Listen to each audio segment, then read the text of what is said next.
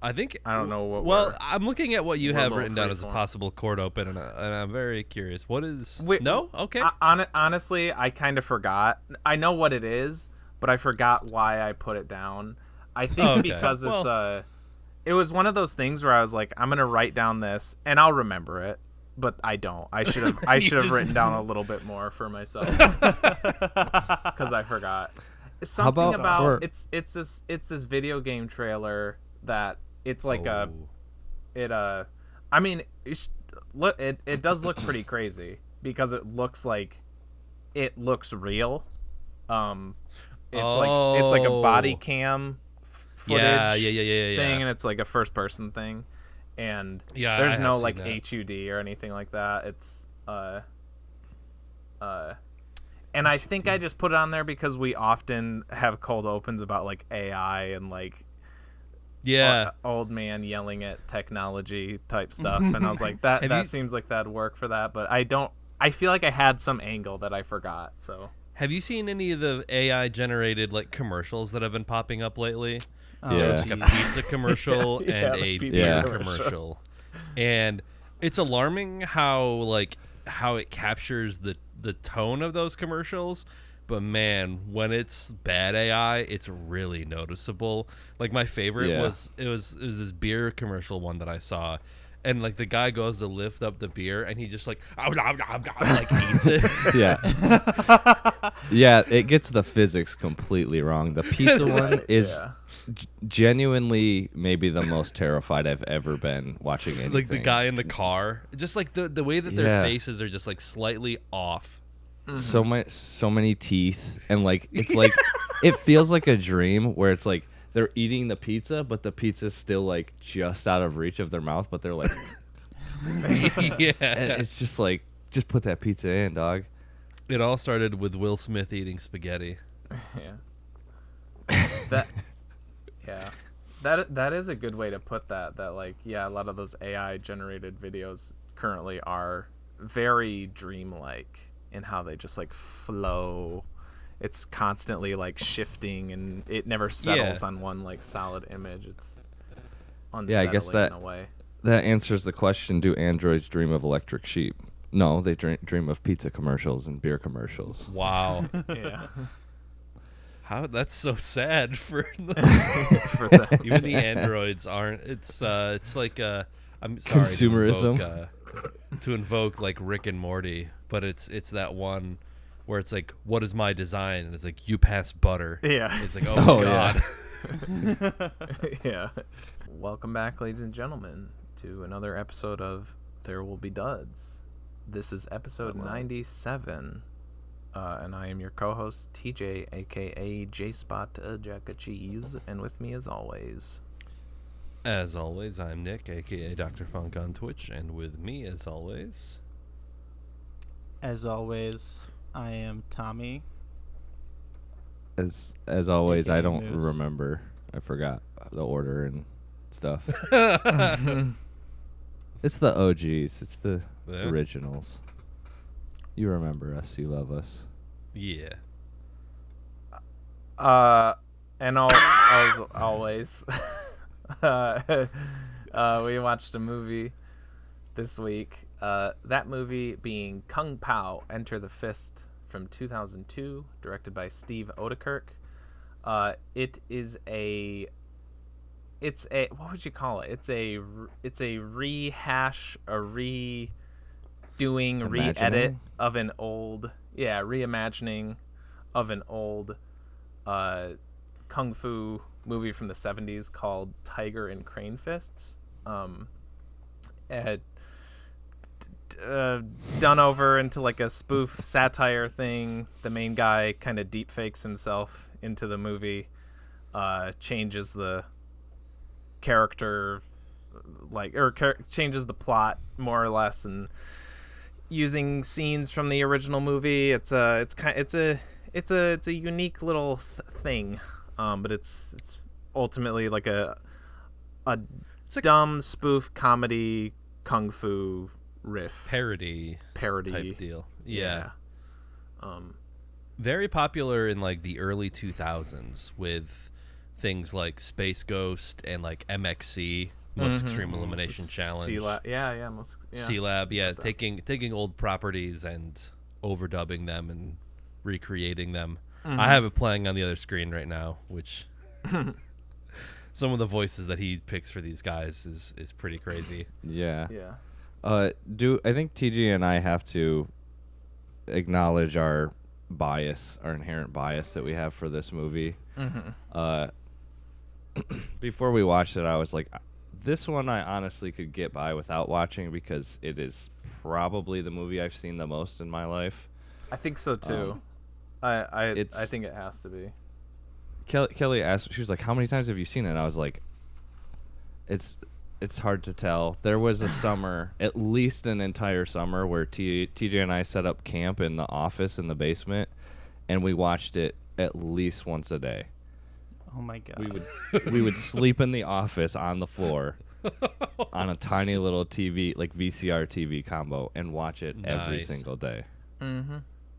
I definitely need to watch it again because I haven't seen it in over 10 years probably, and it was like it was one of those things where like as I was watching it, it was all coming back to me, but I definitely needed to see it again. Like I wouldn't have been able to recall all this just off the dome, but as soon as I saw it again, I was like, okay, yep, all this stuff. I gave you the original VHS, right? The one I think we like dubbed or something. We like ripped it off of. We rented it from a whatever family video type thing and copied it like we did with all our movies. Nice. Yeah. Moose, I'm taking it that you've never seen this before. Yeah, this was a new thing for me. I've never seen. It was an experience. Because this is one of those movies where I've only seen it a few times, but it was prevalent enough that like I would still quote things from it that I'm like, oh yeah, that's from Kung Pao.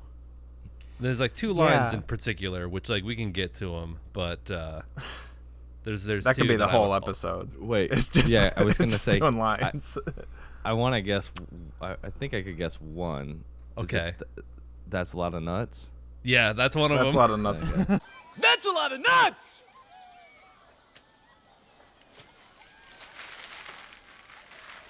That'll be $4, baby. You want fries with that? Is like WEEEWOOOOO're? Is that a line? I mean, that's I do quote that around Chloe when we're just around the house. Yeah. I'll start doing it. Yeah. You should be able to beat him now. Is that the other one? No, it's my nipples look like milk duds. The one that I've seen before was I implore you to reconsider. Yeah. I love that one. Yeah, there was this was I don't know how to put it. That I was I really wasn't sure watching it again how I was gonna feel about it, and it's definitely not the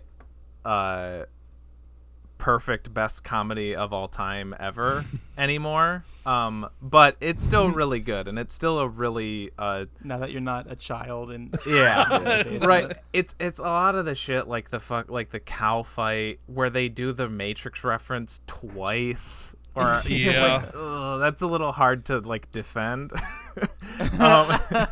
So there's shit like that, but then there's still stuff that got like genuine laughs out of me. Stuff that I don't even know if I really laughed at as much before, but like holy shit, I think the hardest I laughed this time, which I never really laughed at before, except, are you gonna try to guess, Travis?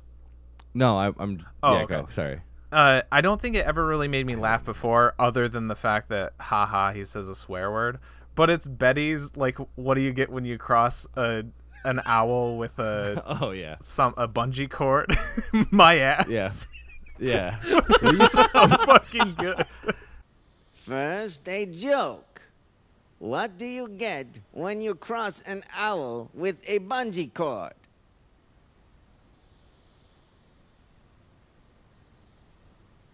my ass. Enough. I We couldn't used to believe do that.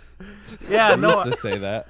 I know we did. And I really think I used to think it was funny because he's like, oh, he says my ass, haha. That's a curse word. But now it's just like it's so.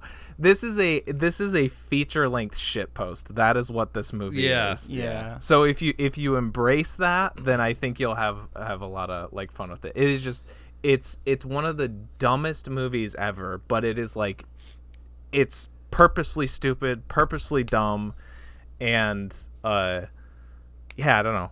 I think for the most part, it still really works for me. Although there's bits that don't work as well. Weirdly, and like now that I'm older and like I kind of have an idea of more of like productions and kind of how movies work, it's pretty technically impressive That too. he was able to Beat green him screen now. himself into these scenes and like make it look pretty. What did you slip in there? What did you say? To beat him, no. But it's like it looks some of the because it's like you can tell when it's like the 70s footage and then when it's like newer stuff. But there, you know, even in like the ending credits, you kind of see a little bit like they show you what they filmed and then how they got it in there. And it's like it's pretty good. Yeah. For like a dumb parody movie. There were a couple times where I was like, why does his neck look like that? Yeah. Oh, yeah. Or the hair. The hair is like really flat, like right up against the side of his face. Yeah, I'm looking at the scene right now where him and Wimp Lowe are fighting, and that one's pretty egregious. Yeah. What does he say? He's like the dark nippled people or something like that. The large dark nipple people. Yeah. I laughed. The part that got me that maybe didn't get me as hard before is when it happens a lot, right, in the movie where it's like there's like a gag and then it repeats and then it repeats and then it repeats and then it repeats. Yeah. The one that got me is when he's going around to all the people dying and his teacher's like and like plops back and then he comes back and he's like, why did you think I died? I just did. Just does the same footage. Yeah. And then he goes, wait, if you guys are all still alive, that must mean Wimp Lowe. And he takes off running, and then you just hear flies buzzing. Yeah. Oh, it's so good. We trained him wrong on purpose as a joke. Yeah. I think Tang was my favorite this watch. Yeah. You mean Betty? No, Master Tang. The master. The Master. yeah. Oh, okay. Yeah. Ling Ling's dad.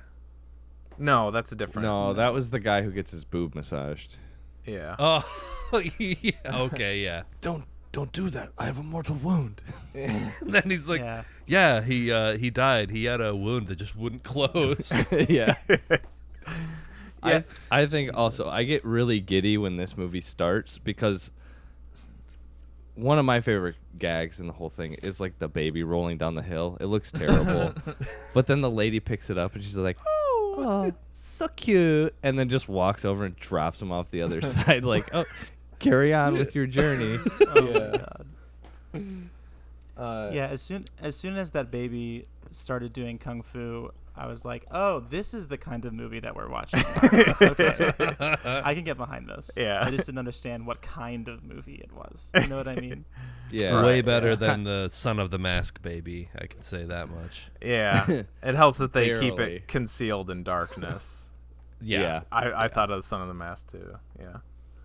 I just love the reveal of Betty's voice. Just like especially in that opening scene, like right as he's standing over the baby with the knife, and then he's just like, open the mouth. yeah, I forgot about that.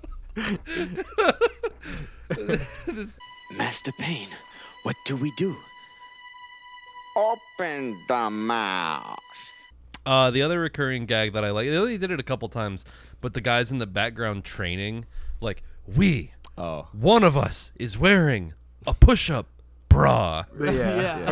Or the opening one is like, our sexual preferences are our own business. Yeah. Just weird little shit like that. That's Yeah, there's a lot of little, like, kind of hidden things almost, or I mean, just shit going on in the background. Yeah. You watch it 300 times like TJ and I, and you've seen every single little detail. And there's like panning shots, and there's just like a little like CGI alien creature in one of them. And it just Yeah. What was that doing there? I don't know.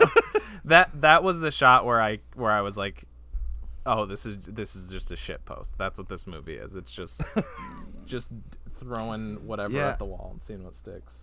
I feel like we saw something like mini doc about this, and they explained what that was supposed to be, or like I don't know. Oh, I can't remember. I think it was maybe supposed to be like a reference to George Lucas like adding shit to Star Wars after the fact. Okay, I could see that. Yeah, that's taking funny. shots. That, That'd be pretty good. I'm not positive, so don't quote me, but it seems like it was something in that vein where it's just like kind of Here's a kooky weird alien for no reason other than we're filling the screen. Yeah. Yep. Steve Odekerk is cut in this movie. Yeah. Yeah. I was like amazed because it's like because I don't know like what his normal routine or workout regimen is like in real life, but the idea of like making a movie where the line "my nipples look like milk duds" is said, and the fact that he like went to the gym to get as cut as he did to be in this martial arts movie is astonishing. Yeah. Yeah, that's funny. I wouldn't be surprised if he was already into like martial arts and because I think you do have to have some sort of I think he has like a genuine appreciation for it. Like it's not this doesn't feel like a cynical look at the genre. Yeah, it's almost like it's kind of like a love letter, but also like it's got a rose that has some thorns on it. It's a little prickly. Sure. It's, it's like teasing. Yeah. Like making sure that all of their lines are like poorly overdubbed. Even like the dog's barks are off. Yeah, that one line where the guy was just moving his lips for so long, and then he's like, I don't know. Yeah. Yeah. I don't know. Yeah, and I don't know if he gets. He worked with Jim Carrey a few times, and I kind of can feel like that kind of influence too, where it's just like zany, crazy, wild shit. Mm-hmm. No basis in reality at all. Like for any like some of the removing stuff. the perfect circle from that guy's torso. Yeah, and how the like narrator dude is like just like, whoa, that was going really on weird. about it, even as it goes to like the next scene. Yeah, it's just he's still talking. His organs about and it. shit. It's just one clean chunk. Yeah, and then the guy comes back in the credits. Yeah. And he's got it as a weapon. Yeah. I think that the movie's actually way better when it's reusing the old shots than it is when it does the new stuff. Yes. The new stuff does not feel as fun or Definitely. as like it's so much more forced, and it's like, oh, this is this guy's idea of comedy, but then the other stuff is like where the old guy, he's like coughing in the old movie. He's probably like sick in the old movie, but he's just swallowing like moths. It's just like, For if your story is true, then you would.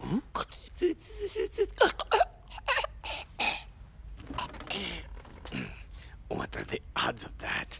yeah. And then it cuts back, and he's like on his deathbed, and they're like, "Why are you in bed now?" Yeah, or like it's like, I will change your shirt red. Yeah. Your I shirt's am black. I am a great magician. Your shirt is black. Yeah.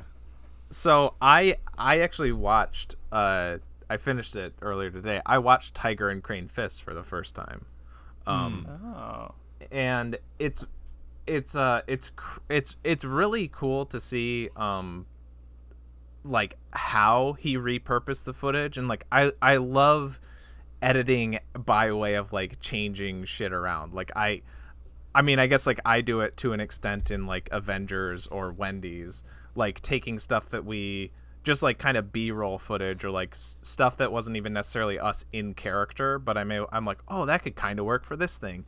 And he does like a lot of that. Well, obviously he does that.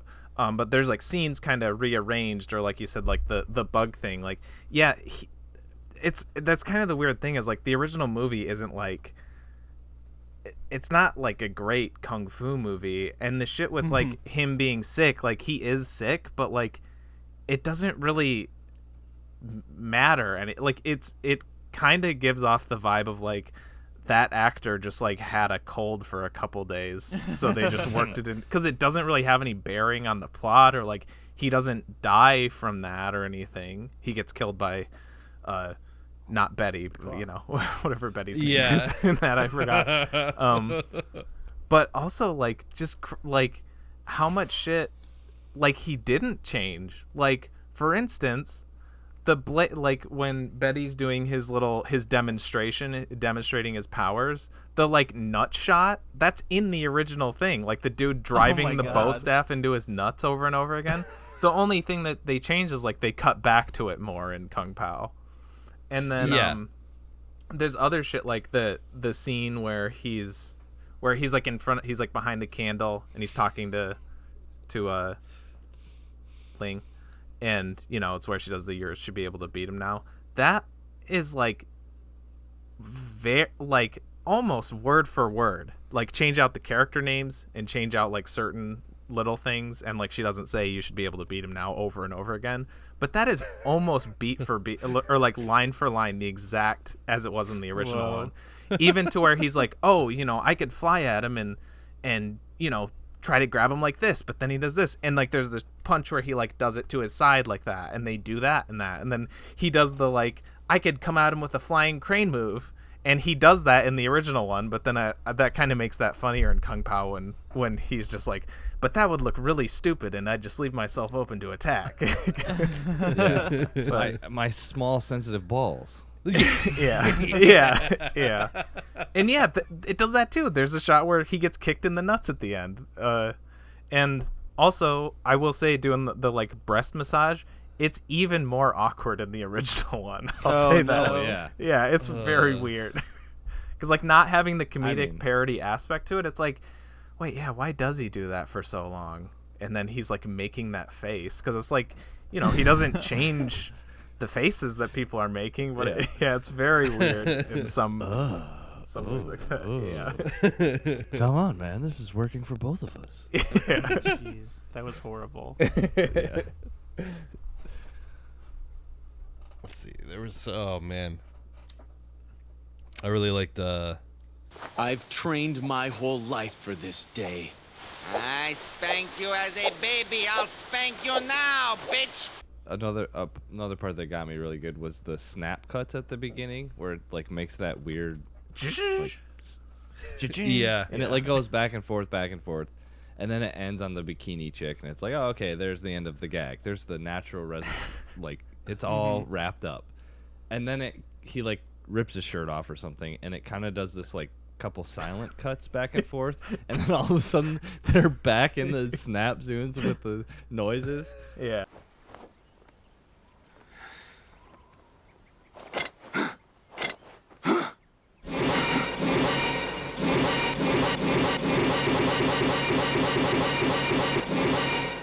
I was fucking dying. It was just like, it's that thing they used to do it in Family Guy. I haven't watched Family Guy in a long time, but where it's just like the gag just doesn't end. It's like, okay, this has got to end, and you like laugh at it, and it's like, okay, this is gonna end, and then it kind of gets old, and you're not laughing anymore, and it still keeps going, and then you're like, it becomes funny again, and it's like, he does that a few times in this, where it's just like, it's very Python-esque. like all the guys dying. Yeah. Yes. Yeah, a lot of Python. The one where he's like running vibes. Yeah, that's what I was thinking of just now. Yeah. Which is in And they Avengers. cut to him. Yeah, that's in Avengers. Oh, we just got to the intermission on the one that I'm watching. Oh, so you got like 10 minutes left then? That's what it felt like. Yeah. Chloe only watched like the first half an hour, and then she went to leave to read. And also, I think she's just like, I can't do more of this. But the wee-woo shit, man, it got me so good every single time. Because, again, it's like she doesn't do it for a while. She's like, oh, no, wee-woo. Yeah. And he just... You've got what you wanted. Now go!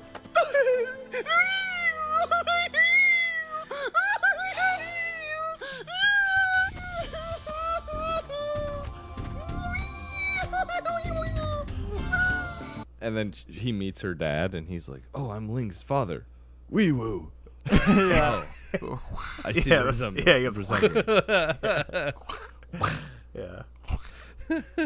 Resemblance.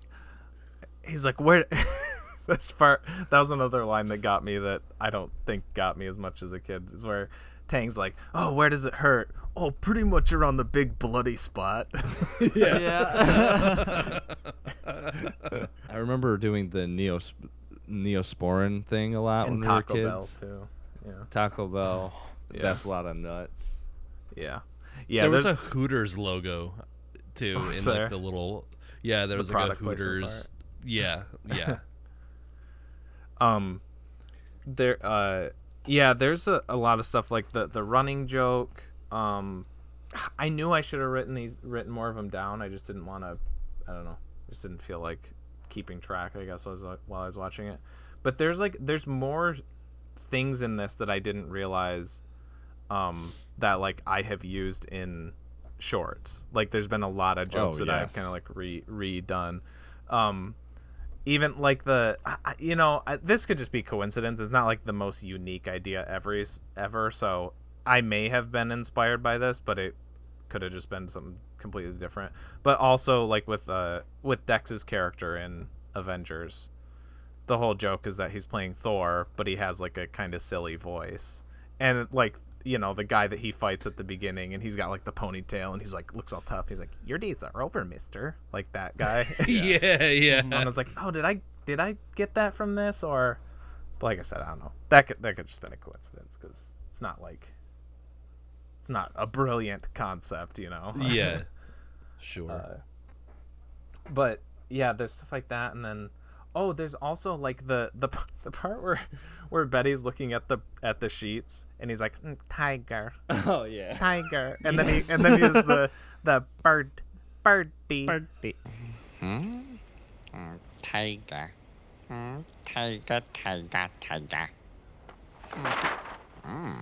Bird. Birdie.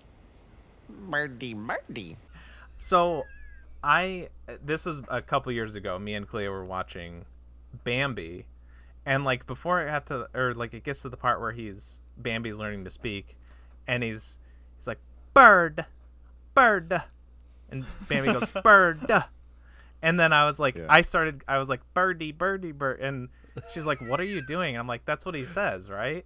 And she's like, no. And it took me until watching this to realize that I was doing This Kung is Pao. what you were. That's wild. I think I realized that like this movie, watching it so much, like has seeped into my psyche that I think because of that I am like I have like an underdeveloped brain, and that is why I kind of like just suck in general. I think this movie has like made me dumber. I don't think it's underdeveloped. It's just like uniquely developed. That's what I mean, there's so much of our like stuff that we've done, just like any kind of short, that there's so many influences, just like style wise even. It's like a company from that's been dumping waste in the water, and you've been drinking from that water supply for the last 20 years. Like Aaron Brockovich It's like lead style. poisoning, but it's Kung Pao poisoning. Yeah. Put it in a good way. That must be why like we never win anything with any of our shorts, because we just make the Kung Pao of the festival. Yeah. Yeah. This might be like a Mandela effect or a Berenstain effect. Yeah. I could have sworn that there was a character in this movie that had 3 boobs, but she only has 1. What movie is it where it's like Total there's a Recall. character? Total Recall. Is that? Oh, okay. For some reason, I thought that was this movie, but she's the uniboob. Probably in the sequel. Yeah. Probably. Is there? Yeah. There was a shot of her with 2 boobs. Oh, was there? Like yeah, it was in when he was like flashing back to her. Really? And she was just like a circle on the screen. He was doing lots of flashbacks. Okay. Oh. I got a pretty good laugh. They messed up that part. I got a pretty good laugh out of what might have been a genuine reaction when she like jumps into the air to fly away and gets caught in the tree branches. And she like screams, and I'm like, yeah, is that supposed to be a joke, or did she actually get stuck and they just thought it was funny and she like they kept pulling her out? Yeah. Speaking of that, I love blooper reels. It's like sometimes it's my favorite part of the movie, and a lot of like they've done it for like, I don't know if they did it for Shrek, but they've done it for like animated movies where it's like, okay, yeah, like, oh Shrek fell down. Monsters Inc. does it. I know. Monsters They like Inc. scripted bloopers. Yeah, right. And that's all. These bloopers are all scripted, and not all of them. I think they're pretty funny. No, not all of them, but it is kind of cool how they show like the original shot, and then they show him. On, like, They show how they like composed it a little bit, and then interspersed cool. with like Betty flubbing a line. Yeah. Mm-hmm. But Steve genuinely breaking it. That's a lot of nuts, and like he like starts laughing. It's like no, that is really good. Yeah. That's a lot of nuts. That'll be $4. You want fries with that? That'll be $4, baby. Yeah. That was always my favorite line. When he calls him on the phone. Yeah. He's like, you got some nuts. I love. And it's so obviously like cut in. It's like way over here. Yeah. I laughed pretty hard at Betty using a lighter to light the house. Yes, on I fire did at too. the beginning. Yes. Wait, what were you gonna say, Moose? Oh, I was really into the ventriloquists. Oh, because it's like, why are we watching these guys walk for so long? That's another thing in the original is like there are a lot of shots of people just walking and there's nothing, no sound, no music, no nothing. So like it's right for doing shit like that. Like the part where Master Tang's walking and he's doing like the chicken go cluck cluck, cow go moo. It's just silent. The whole like it's I feel like he had to have watched this movie and was like, oh, this is a dud, essentially, and was like, you know, like Mystery Science Theater 3000 type, like just started riffing on it and was like, I'm gonna make an entire feature-length movie out of this shit. But the ventriloquist thing is like, I realized this watch, not having like baby brain, that I think that he does that whole thing, one, to fill up that, he could have cut that scene out, but he wanted to fill that out so it wasn't boring, but also so when the guys are dead, hanging upside down, they're not actually dead. I swing a bit more. I swing a bit less. We are ventriloquists. Yeah. There's a couple times where you can see that they kind of PG-ify the violence or the death. The only time is when Wimplo dies, and it's just they don't show it, but the flies buzzing is, to me in my head, is kind of graphic, I guess. Well, I mean, there's the part where Betty's like spraying blood out of his chest at the end, which is pretty cool. And then when somebody gets their head like smashed into a wall and there's like a blood splatter. I figure they probably had something like on their forehead so that when they hit it, it like did that or something. I think even the narrator was like, "Whoa." Yeah, that's right. Yeah. Yeah, they gotta have what's his name? VJ Emmy. Yeah. Oh, VJ Emmy. Yeah. They gotta have him on this. Him. Yeah. I just got to the part where he leaves Ling, and even as he's walking to the cow, you can still hear her like far away going, wee, woo, yeah, wee. Oh yeah. Yeah, I don't know what the inspiration or like source, like what is that supposed to be from, but it is funny. The wee woo. Yeah, I don't know. Is it just supposed to be like whiny love interest? Women are bitches be crying. Yeah, maybe. I don't know. Maybe. I don't know. There's some this movie is pretty highbrow, I know, but there are some kind of like there's a lot of like boobies. It's very like juvenile in how it like treats like women, especially, I think.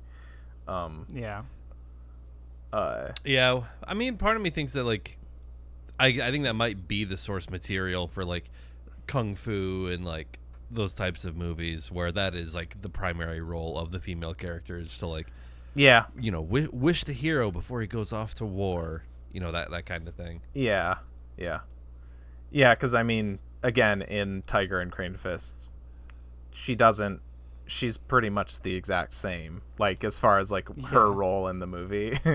She doesn't really play much of a role. She's just like, she's Wimplow's girlfriend, and then he dies, and then she's the main guy's girlfriend. Wimplow's name is Liu Kang in the original. That's the only name I remember because of Mortal Kombat.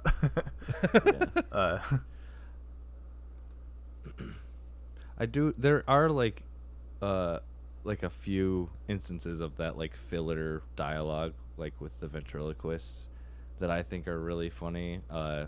One that we used to quote all the time is when Betty's like walking into town, like the first time, and like all his like minions are like beating dudes up, and there's one guy that's just like, "Hey guys, what's going on?" And he just gets the shit kicked out of him. Yeah. that part we used to quote a lot. And then there's another part where Betty's just like walking into this room, and he's like, "So guys, what do you want to do later? Yeah. We could just hang out, get some pizzas."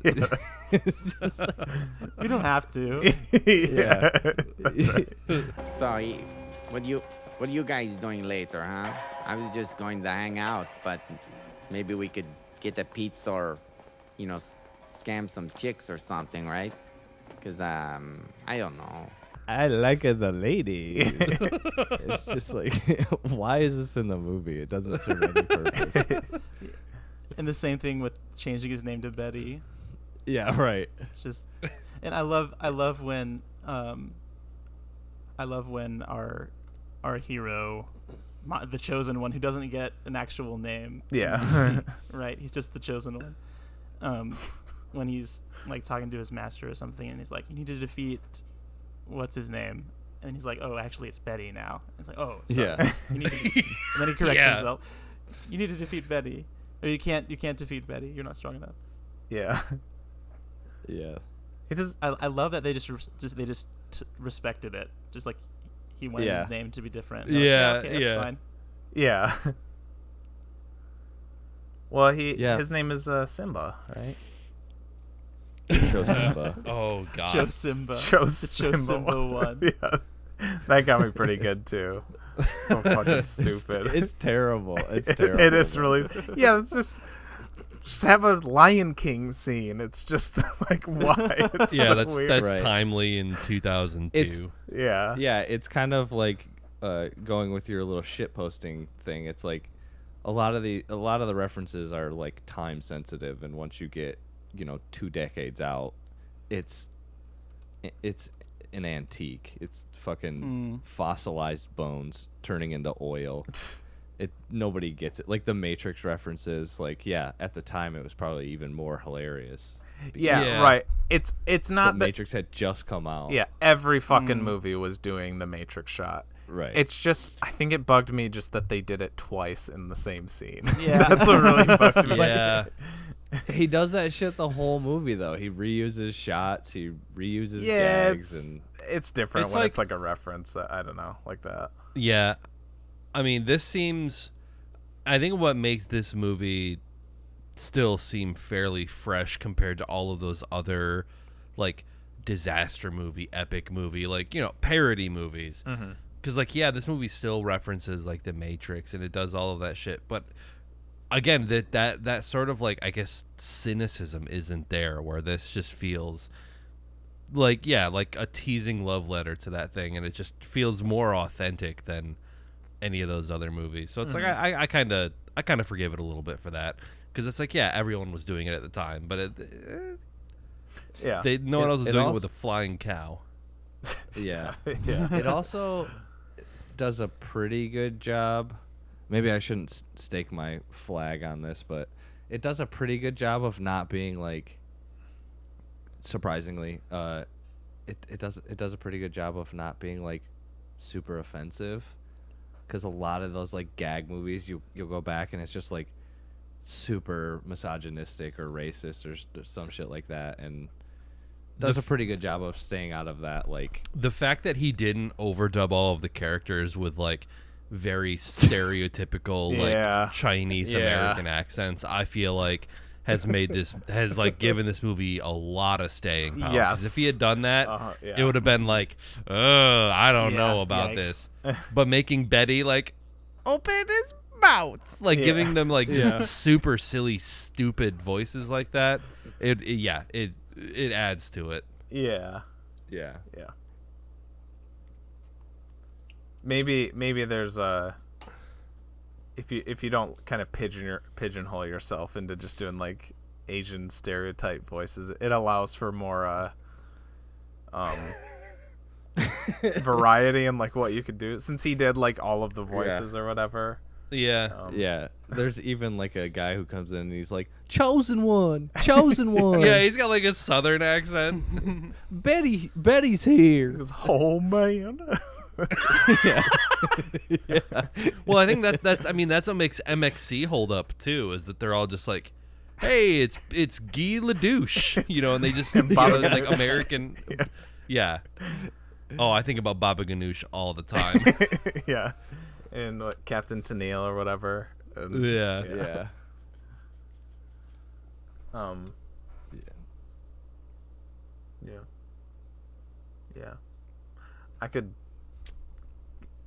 I'm at the point where I could keep quoting it, or I could, if you guys got anything else to I do. feel like I could just like keep going like, oh, this is a part that I thought was funny. This is a part I thought was funny.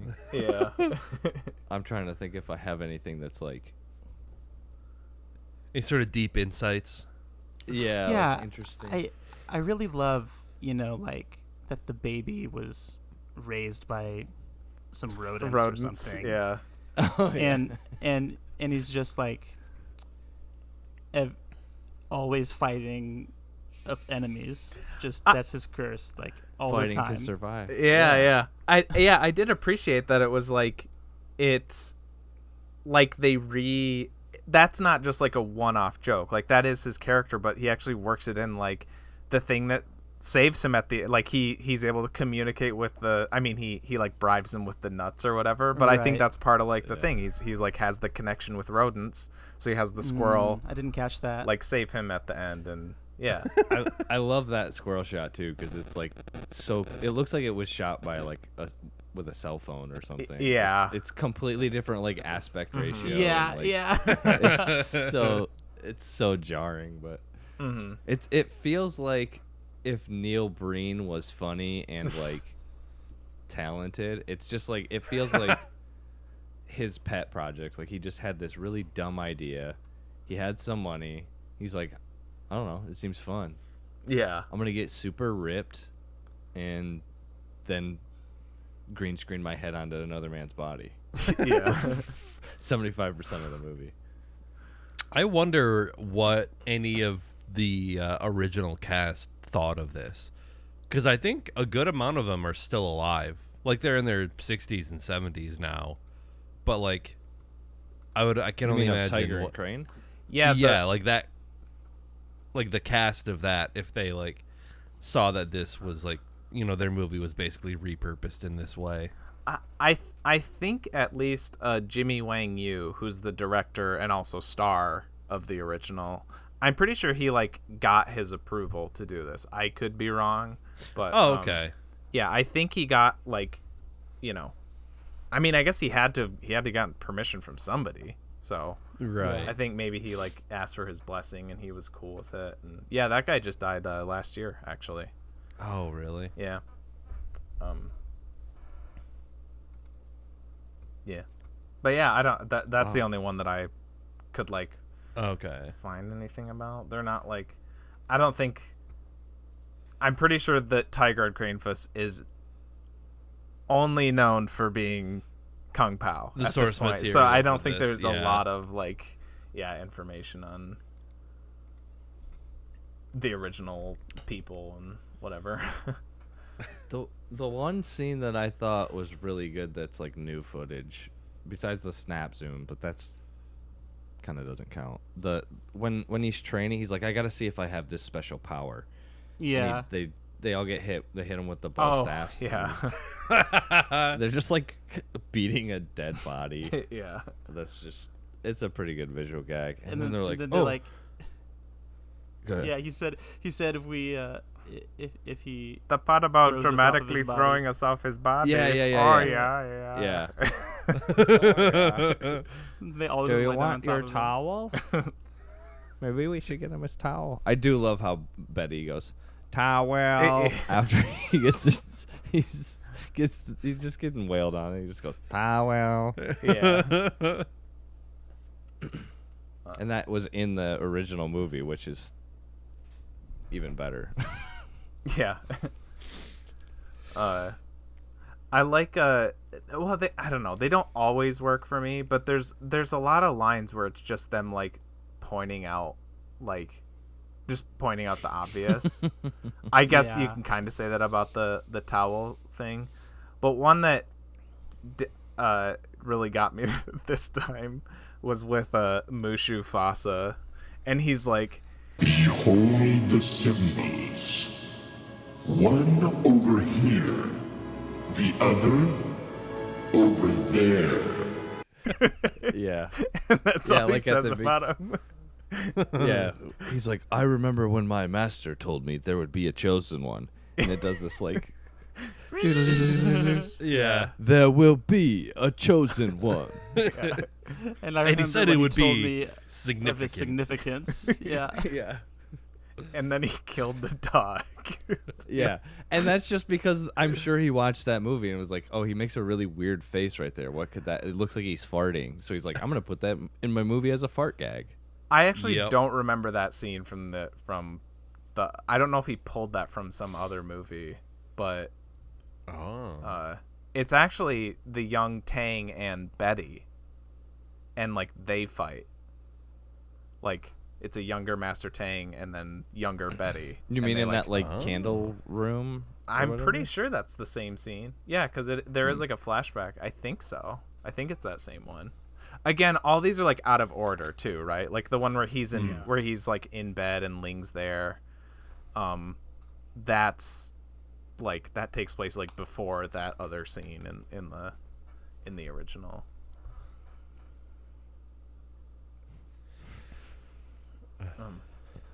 Yeah. But we got anything else? What are you guys thinking? How are you guys feeling? Yeah, I think so like what happened in the movie? What was the fucking like plot of the movie?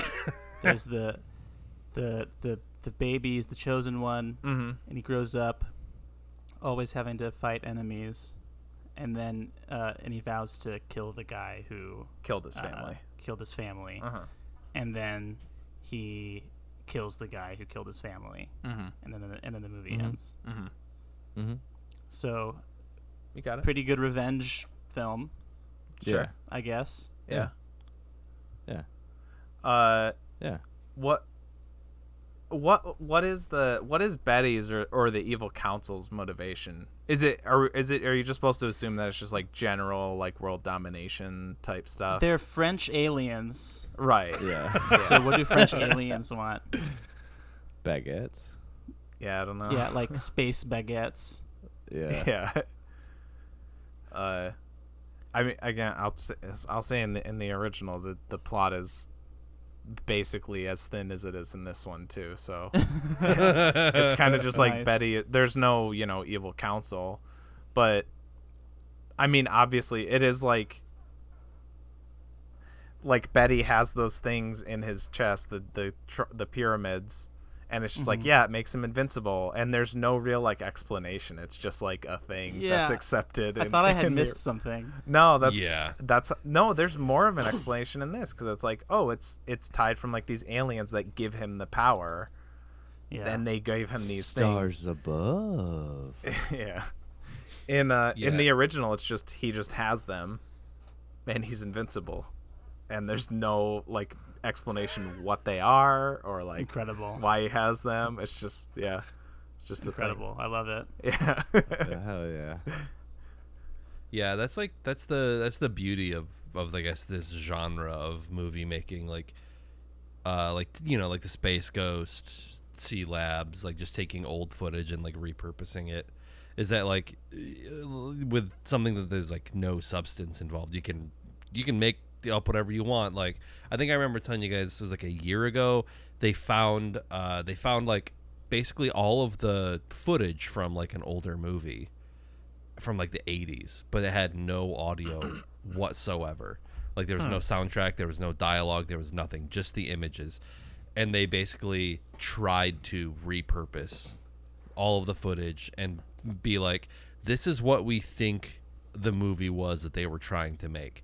And they like ADR'd the entire thing and did like music and sound effects and everything for the entire movie. And like, I don't know, one of those boutique Blu-ray places like released it. But I think that's so cool. I mean, obviously this is done in a very satirical way. Yeah.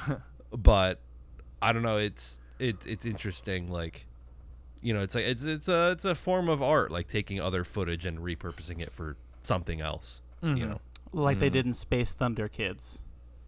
There you go. Yeah. Yeah, that's yeah.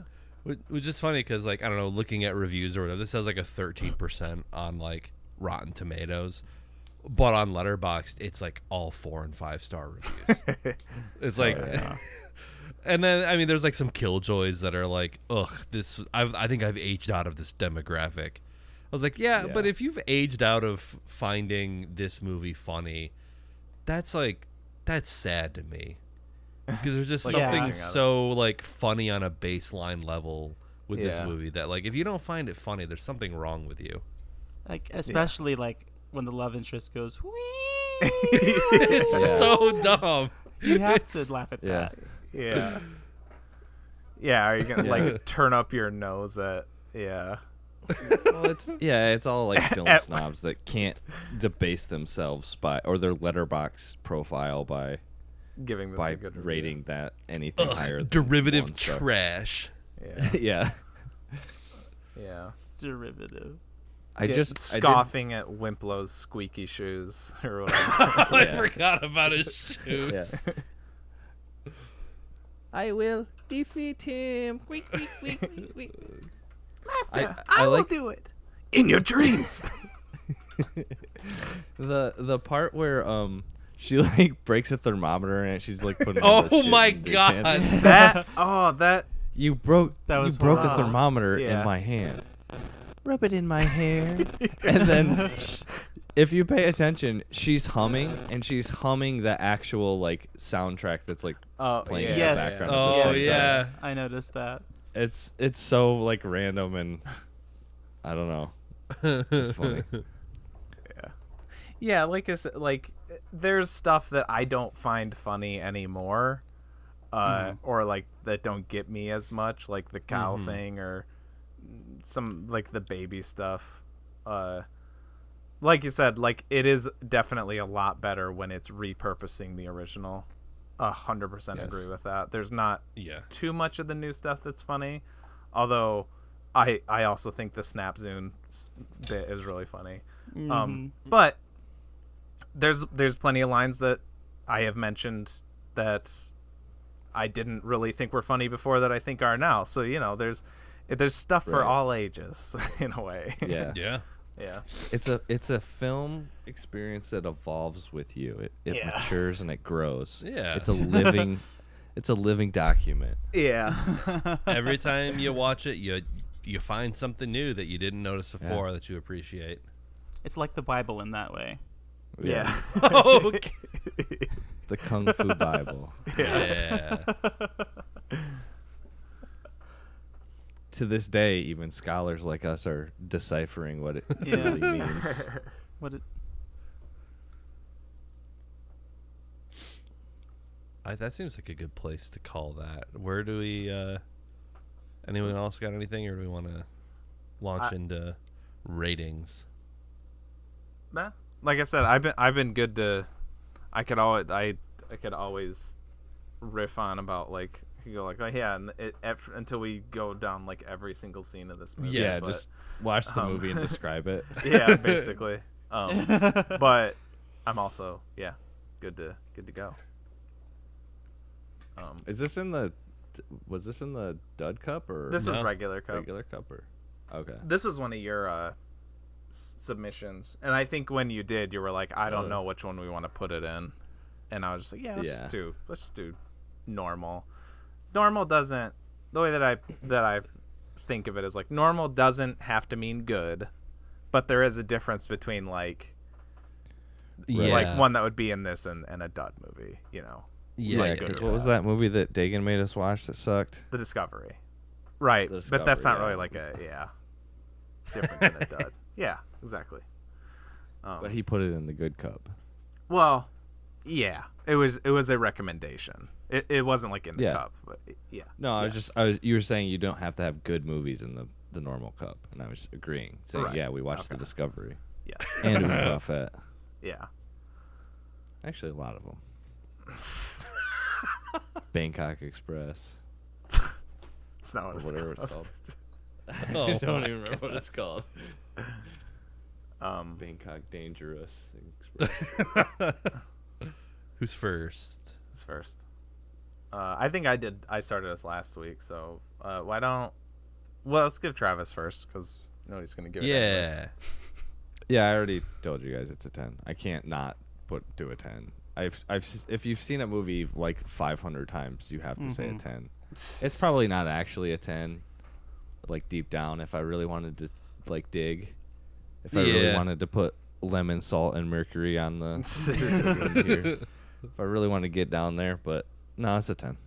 It actually makes me like laugh out loud, like pretty hard at multiple points, which not very many other movies do that. So, yeah.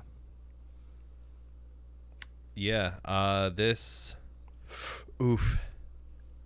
I mean, I want to say cuz it feels weird saying it's like this is a 10 when it's like compared to like other movies I've given 10s, it like puts it in that same like echelon in my mind, which seems fundamentally wrong, but also in watching this I genuinely laughed out loud a lot. Seeing the amount of effort that Steve Odekerk put into like green screening himself into it, and just like the visual effects. Some of it's dated. The cow is pretty bad. The alien spaceship with like the weird ass like thing that comes out is like sacre bleu. It's some of the visuals are like pretty dated, but like for a comedy from 2002. That there were so many rakes that it could have stepped on to hit itself in the face to make it like super duper like problematic now. It's a pretty inoffensive in that way comedy that like genuinely makes you laugh out loud every time you watch it. So God damn it. Yeah, I guess this is a 10 in its own special way. I'm separating it as a category in my mind. 10 asterisk. 10, yeah. Yeah, this one was juicing. It doesn't get the full. Yeah. TJ, you wanna? Sure. I think I'm gonna say a 10 too. Like objectively, I was thinking about it. Like it's probably more. Well, objectively, it's probably not even this. But I feel like it falls more in line with like somewhere like an 8 or something for me, which is like still very, very good. But kind of like it's still like, despite all my complaints and everything, it's hard for me to really be unbiased about this movie. Because it is probably the movie that I have seen the most by not even, or by a large margin. there's so many. It's just one of those things it's just special. It's just a special movie to me because of, I guess, nostalgia and the like. I don't know. I don't know how to put it.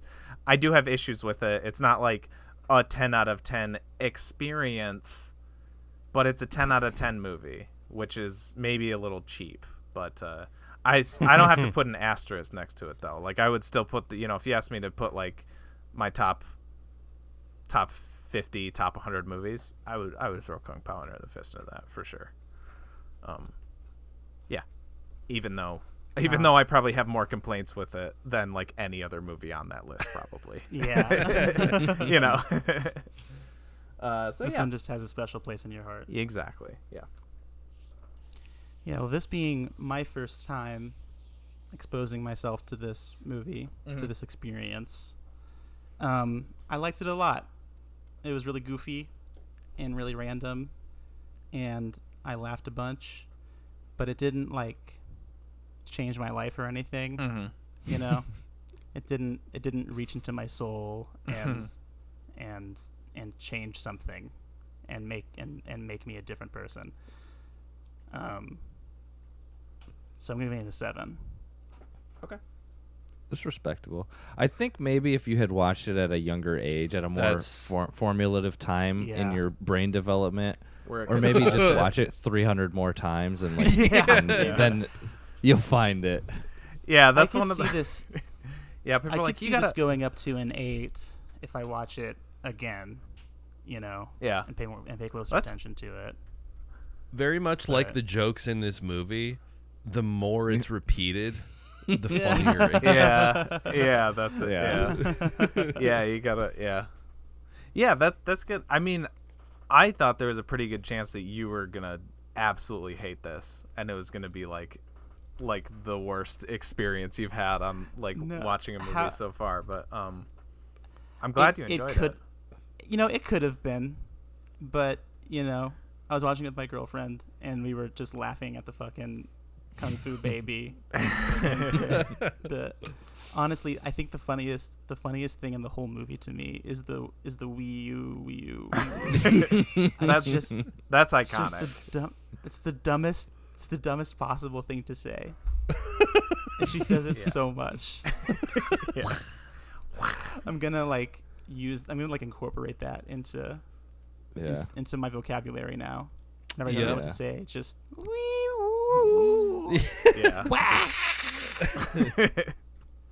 I think I used to quote "That's a lot of nuts" at work, when I worked in kitchens. If there was bar nuts or anything like that, I would say, and no one would get it, no one would respond, but I would say it every single time. Oh my god. I've definitely experienced that where I, with so much gusto, quote something from this movie, and it's just crickets, and it's bone chilling. The fucking silence, the lack of culture, the lack of people, any kind of to realize I'm surrounded by primitive apes that don't understand comedy. Jeez. I'm just laughing because I was listening to you say that as I'm on the scene where he's fighting the fucking cow. This week, I had a little double feature. They did their $5 movie nights at the theater in town. So I saw Super Mario Bros. And then The Evil Dead Rise right afterwards. And I don't really have much to say about Super Mario Bros. Movie. It was fine. Was it the new one? Yeah, the animated one, and how does it compare to the old one? It's the live action with John Leguizamo, just Dennis Hopper. I don't know. I don't really know how to answer that. Really, they're completely different animals. This one's really, and also it's been a while since I've seen the old one, so there's also that. But is that in the cup? I don't know. I could put it in the the Super that'd Mario be a good Bros. one. Movie. Yeah, that'd be. I mean, a good saw one. that. I saw that movie fairly recently at a theater in town, and I think one of the biggest laughs the entire movie got is like, have you seen it, Moose? The original movie? Yeah, Or the new live movie? action with Bob I Hoskins. have seen the live action Mario. It's like the Mario Brothers part movie. where like they're trying to like break out of the Mushroom Kingdom, and it's like a part where like I don't know if Bowser he gets out and he like does something, and the Twin Towers like turn black and start to like. And everyone in the theater started laughing, like, "Oh, holy shit!" Jesus Christ! Because it's like from like 1990, like 2 or 3. I remember that part. But I mean, like, hey, there was a bombing that was probably right Yeah. around when that came out too. So, but just watching the Twin Towers digitally deteriorate on screen, Yeah. everyone was like, "Whoa!" Yeah, I did not see that coming. But just the fact that everyone in the theater immediately like started laughing just because of how insane that is. yeah, Oh, jeez. that's funny. But was it good? How was Chris Pratt's Mario? You kind of forget about it after a while, so it's not bad. It's not as like Yeah. awful. But the thing that killed me was that they start the first time you see them, it's like a commercial for the Super Mario Bros. Like plumbing company, and they're like doing the voices in the commercial, but it's supposed to be like their commercial voices, like because when it goes from the commercial to them watching it, and they're like, "Oh, do you think the voices were a bit too much?" And I'm like sitting there like, "No, they weren't." You So just should have done it throughout. yeah. So it started out, and I was like, "Oh, you sons of bitches! You're like pointing it out." But yeah, then you kind of forget about it, and like, I guess it didn't bug me for the majority of it. The plot is like super basic, which is fine because it's a platforming video game adaptation. But it's Yeah. like it's almost watch it as like a kids movie because there's a lot of shit where like they go from point A to point B to point C, and they just kind of do it. It's not a lot of like there's not a lot of logic through line to it. But it, it's all right. I went and saw it There's 'cause I no wanted to. there's no World 1-1, World 1-2, No, 1-3. no, but they're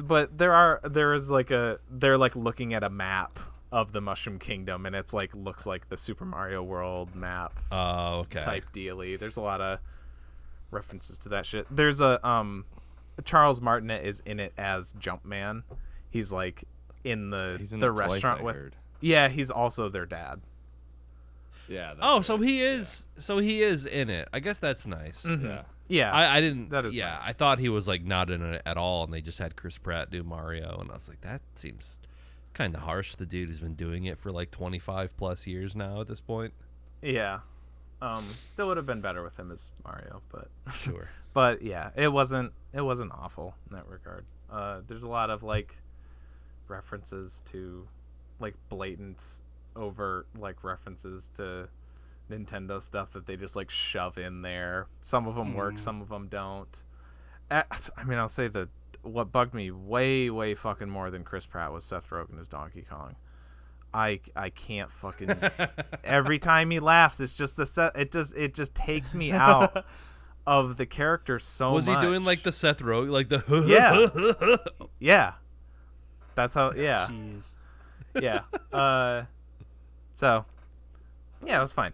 I went and saw it because I like a Nintendo, I like a Mario, and it was a fun little time, but nothing crazy. Wow. Evil Dead Rise was really good. I really had a good time with that. It's kind of it's basically the same thing. They find the Necronomicon and they read it and the souls come out, but it's like instead of a cabin in the woods, it's like a high-rise apartment building in LA. And I like the switch up. I like how they were able to kind of make it work, like make that concept work and still be like a claustrophobic kind of dealy. Yeah. It's pretty brutal, pretty gory, but honestly not as bad as I was expecting. Interesting. Not as extreme as the 2013 one, I would say, but still pretty good. And I like the thing that I really like, and this is true, I think, across the board for every Evil Dead movie, is with how like wildly the tone shifts, even in the Sam Raimi trilogy. You know, every movie, like you can't really say it's not like the new Scream movies where it's like, yeah, it doesn't really feel like a Scream movie though, because every Evil Dead movie has its own tone and its own attitude about how it approaches the subject.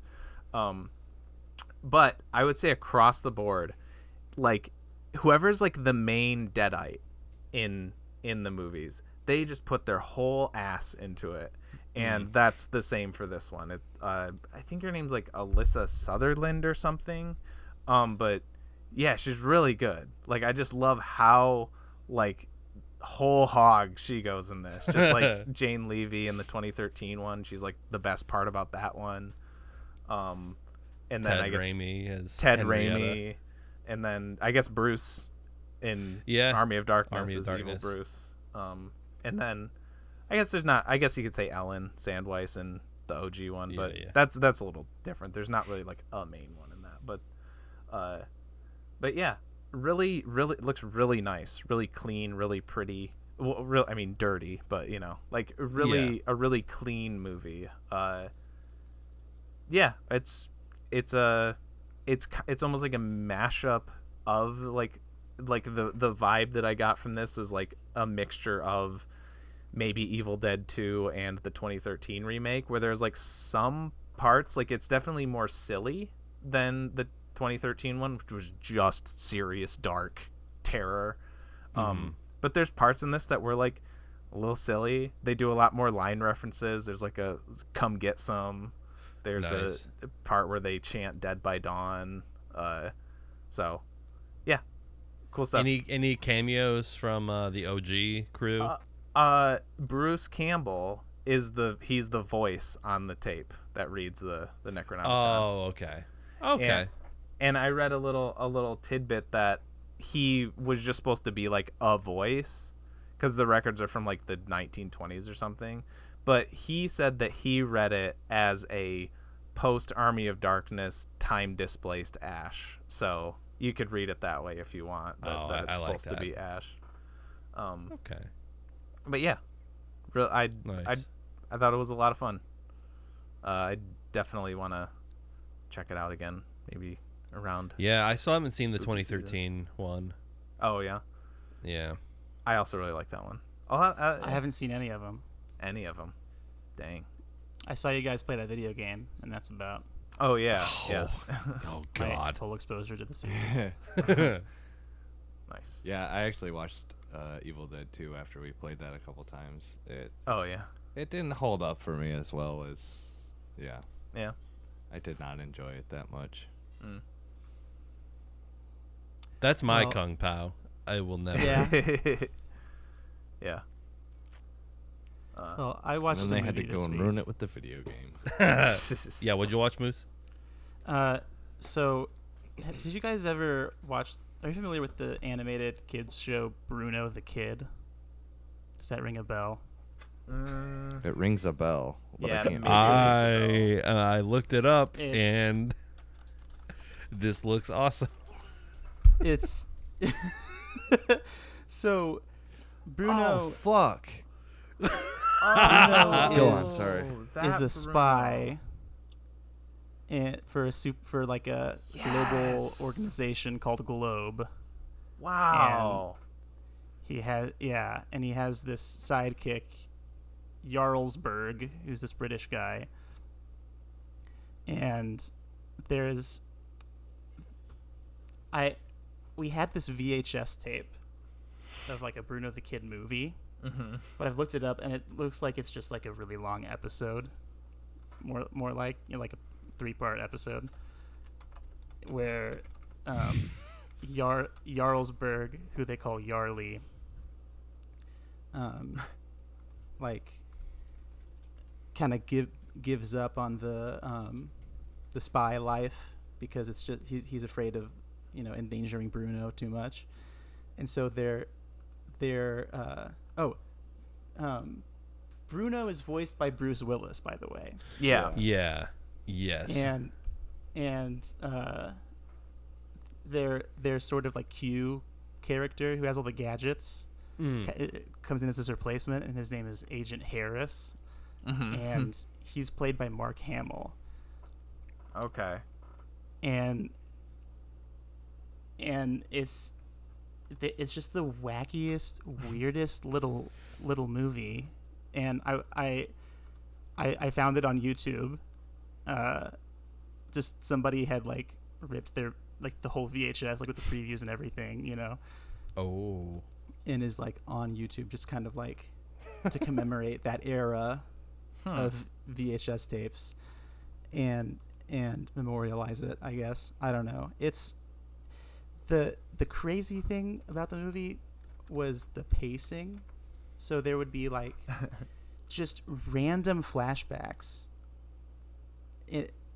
Like every so often there'd just be a flashback, and then there'd be another flashback, then another flashback, and you're like, is this happening now, or is this something that already happened?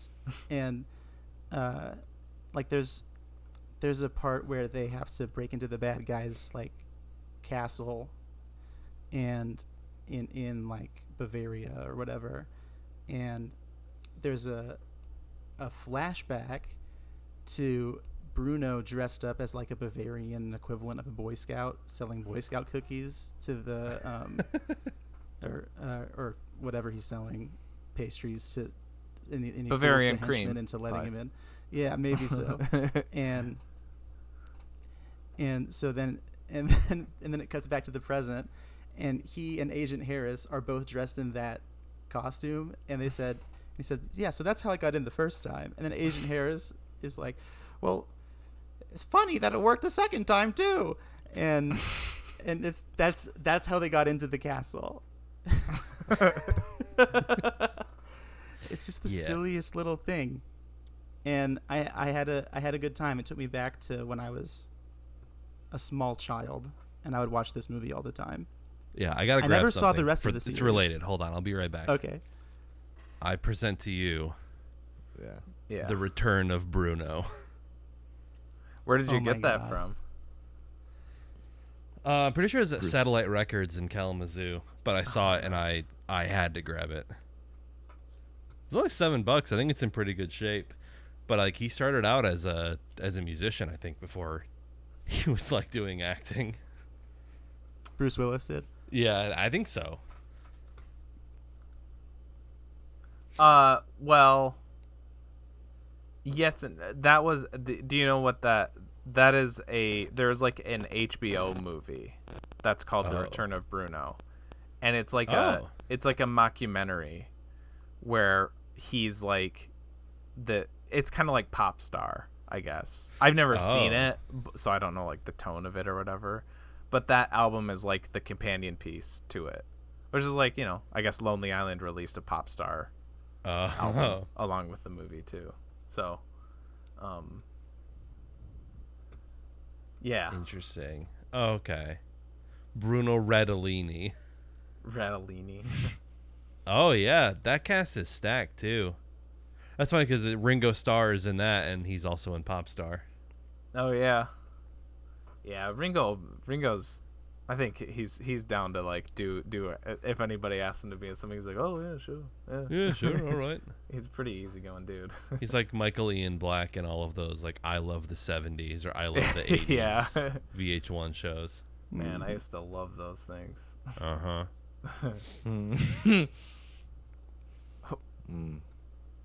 What? I'm just reading Bruce Willis's Wikipedia page. Oh. Because he's got like brain damage, or he's got like some kind of, so he's retired or whatever. Yeah, that is pretty funny. It is. But what's actually funny is that he was going to be awarded a Golden Raspberry Award that was retracted that year. Ooh. And the category was worst Bruce Willis performance in a 2021 movie. Oh man. on March 30th. I wonder how 2022, close they got to the like award ceremony before they heard. They're like, oh fuck. Yeah. It was I believe it was very shortly before. It says that they retracted its Willis category, saying it was inappropriate to award a golden raspberry to someone whose performance was affected by a medical condition. Yeah, I mean that makes sense. It would seem I feel like it was Red Letter Media that put that kind of put it into that public knowledge, because like they did a 1 or 2 parter based on all of those like 2020s 2021 like red box Bruce Willis movies that are just him walking around and like not being in scenes with anybody. Them and Ralph the Movie Maker, like at the same time, he had like his own like Bruce Willis bad movie roundup, and then he didn't like take it down or anything, but I think he did another video or something and kind of addressed that. But he's like kind of the same thing as them, is like, yeah, you know, I didn't know, so I'm not gonna make fun of him now, but you know. Yeah. So all right. Yeah, pretty sad. Yeah. Well, on that note, what are we watching next week? Oh, from the cup. We pulled Out of Death, Bruce Willis's last movie. Is that what I was like? I was trying to think of one of his more recent ones. It says that days before he was scheduled to arrive on set, the screenwriter was instructed to reduce his role and abbreviate his dialogue, and the director was told to complete all of his scenes in a single day of filming. Oh my god. It was pretty rough there. Huh. And then they created an award for worst Bruce Willis performance. Yikes. All right.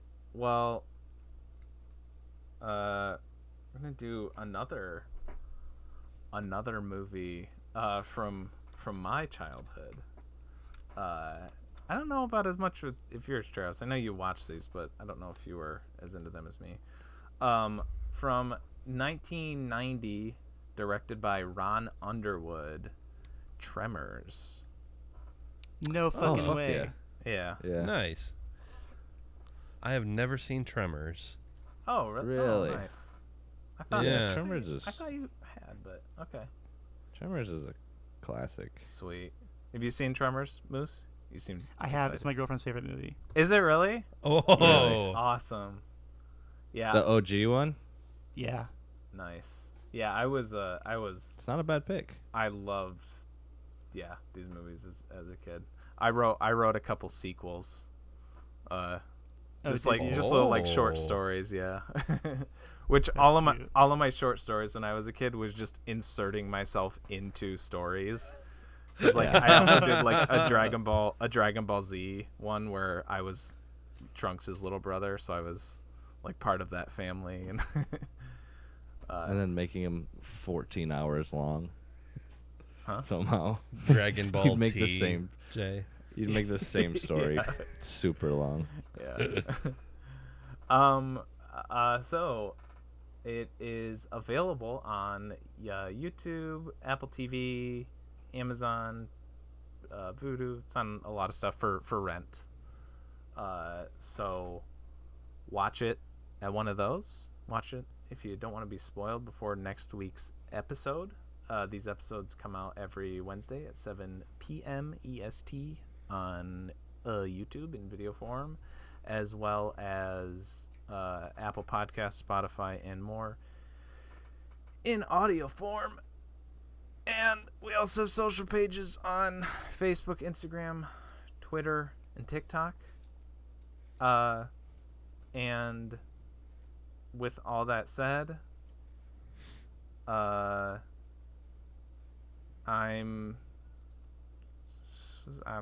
swinging a chain, swinging a chain, swinging a chain. I'm TJ, aka J Spot Jack Cheese, also known as Betty, and with me as always. As always, I'm a little tiny horny honey. Nick, aka Dr. Funk on Twitch, and with me as always. As always, I'm